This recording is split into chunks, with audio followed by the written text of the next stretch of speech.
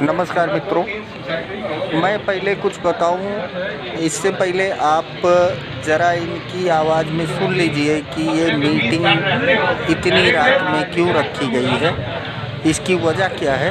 फिर मैं आपको पूरी बात बताता हूं कि दरअसल हुआ क्या है यहाँ पे। सबसे पहले यहाँ इकट्ठा ही हो अपने लोग अपना रिजर्वेशन हटाने समझ रहे हो। रिजर्वेशन हटाने के लिए अपने लोग यहाँ इकट्ठा हुए हैं। रोड गटर पानी तभी मिलेगा जब अपने लोगों का रिजर्वेशन हटेगा। नहीं तो इसे अपने लोग 20 साल से दौड़ रहे हैं, हर रोज जाते हैं, बोलते हैं ऐसा होगा वैसा होगा वैसा होगा। रिजर्वेशन सोसाइटी तो आप अभी सुन चुके होंगे कि ये रिजर्वेशन हटाने की बात हो रही है।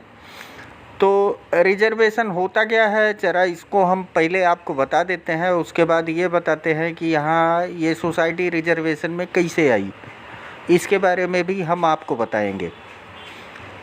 दरअसल हुआ ये था कि 1999 में यहाँ पे जिनकी ज़मीन थी वो इधर सूरत गुजरात के ही रहने वाले थे। उन्होंने बिल्डर के माध्यम से प्लाटिंग करवाई और प्लाटिंग करके प्लाट को बेच दिया लोगों को। और 2003 में यहाँ पर सूरत नगर पालिका आई। वो टाइम पे सूरत महानगर पालिका नहीं थी। और ये 2000 में 1999 में डिंडोली ग्राम पंचायत में आता था। यहाँ महानगर पालिका या नगर पालिका नहीं थी। 2003 में जब नगर पालिका का सर्वे हुआ तो इस ज़मीन को उन्होंने अपने लिए आरक्षित रखा नगर पालिका के लिए। लेकिन तब तक यहाँ पर प्लाटिंग हो चुकी थी और वो प्लाटिंग में लगभग 40 से 50% रूम बन चुके थे। ये सोसाइटी 350 घर की है, प्लाट की है।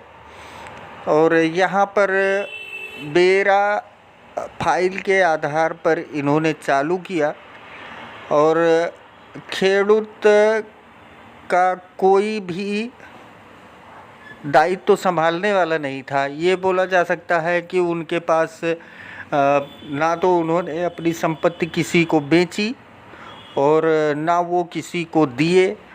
ये जो संपत्ति थी उनकी औलादे नहीं थी।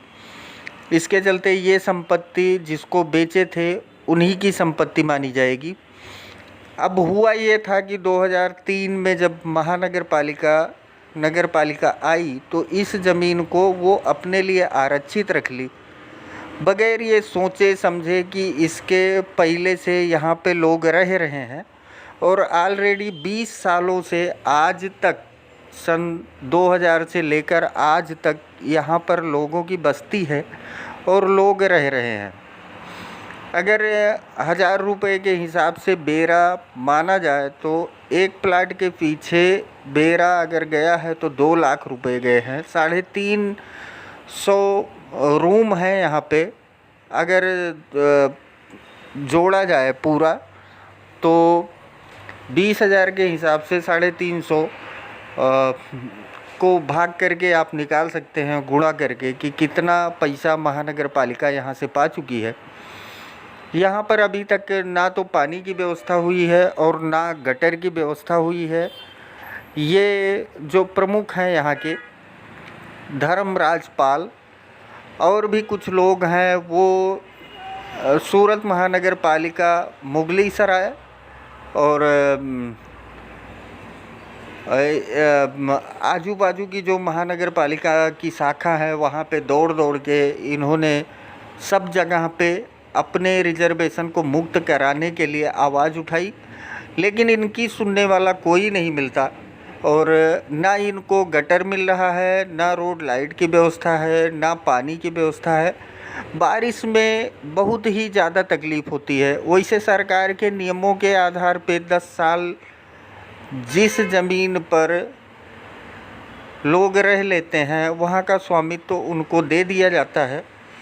लेकिन अभी भी इनकी और महानगर पालिका की लड़ाई जारी है। यहाँ पर कोई भी महानगर पालिका का उपक्रम नहीं है, लेकिन फिर भी इस ज़मीन को वो फंसा के रखे हुए हैं, इस पर डिसीज़न नहीं ले रहे हैं कि क्या किया जाए। आखिर में सरकार को तो ये पता होना चाहिए कि अगर 350 प्लाट की बस्ती है यहाँ पे, तो ऐसा तो है नहीं कि रातों रात यहाँ पर लोग बस गए हैं। इनके पास 20 साल पुराना बेरा है, ग्राम पंचायत का फाइल है इनके पास, मास्टर फाइल है इनके पास, सब कुछ है इनके पास, लेकिन इनकी कोई सुनने वाला नहीं है कहीं भी। मित्रों, हमारी आपसे गुजारिश है कि अगर कोई रास्ता है आपके समझ में कोई रास्ता आता है तो कृपया हमको हमारे YouTube चैनल पर मैसेज कर बताएं कि इसका रास्ता कैसे निकल सकता है। आखिर में ये उत्तर भारतीय हैं और ये इस तरीके से पीड़ित है यहाँ पे कि इनको न लाइट मिल रही है, न रोड मिल रहा है, न गटर मिल रहा है। तो हाल फिलहाल में इनकी लड़ाई सूरत महानगर पालिका से जारी है। आगे देखते हैं कि इसमें क्या डिसीज़न लिया जाएगा, क्या होगा, इसके बारे में हम आपको अवगत कराएंगे। और ये सोसाइटियाँ एक ही सोसाइटी नहीं है, 9 सोसाइटी का यही हाल है। तो मित्रों, आप हमें सल्यूशन ज़रूर बताएं।